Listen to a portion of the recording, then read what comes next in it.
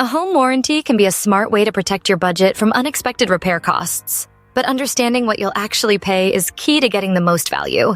Home warranty costs in 2025 include two main expenses, the premium and the service fee. The annual premium typically ranges from $300 to $600, or about $25 to $50 per month.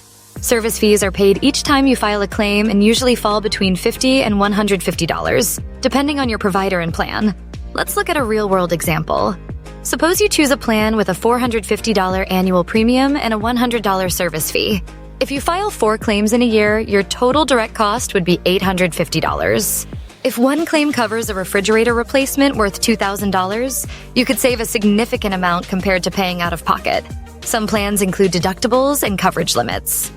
For instance, if your deductible is $500 and your plan caps payouts at $1,500, your total cost could rise, and coverage may stop after reaching the limit.